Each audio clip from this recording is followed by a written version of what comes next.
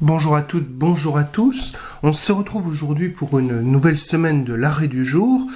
Et cette semaine, alors déjà on va essayer de faire des épisodes un peu plus courts, et je m'excuse encore pour la longueur des épisodes de la semaine dernière. Et surtout, nous allons faire des épisodes centrés sur le droit constitutionnel. Alors, pour quelle raison, me direz-vous? Eh bien, tout simplement parce que le 17 janvier, c'était le jour anniversaire de la promulgation de la loi, du vote de la loi IVG, et cette loi IVG de 1975, a amené à un arrêt, à une décision du Conseil constitutionnel que nous étudierons dans la semaine. Donc, je me disais qu'il était de bon ton de revenir sur le droit constitutionnel. Et la première chose que nous allons voir, le premier arrêt que nous allons voir, c'est un arrêt du Conseil d'État de 1936, un arrêt Arrighi. Alors, quelle était la question qui était posée au Conseil d'État? Le Conseil d'État, c'était que l'article 36 d'une loi de 1934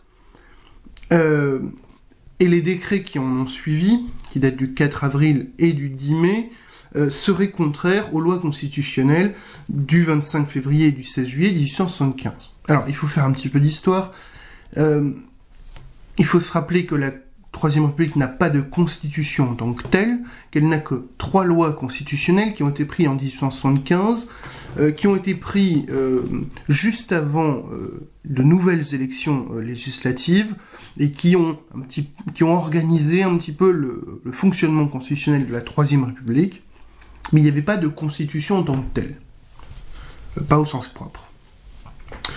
La question s'est posée, et se pose donc au Conseil d'État en 1936, de savoir si le Conseil d'État peut sanctionner l'inconstitutionnalité d'une loi vis-à-vis donc des lois constitutionnelles. Puisque on sait déjà à ce moment-là, et le Conseil d'État l'a déjà sanctionné, que il est tout à fait possible pour le Conseil de sanctionner l'illégalité d'un décret par rapport à une loi. D'un décret, d'un règlement par rapport à une loi, il n'y a pas de problème. La question se pose des lois par rapport à la Constitution. Et le Conseil d'État répond très simplement: en l'état actuel du droit public français, ce moyen n'est pas de nature à être discuté devant le Conseil d'État statuant au contentieux. C'est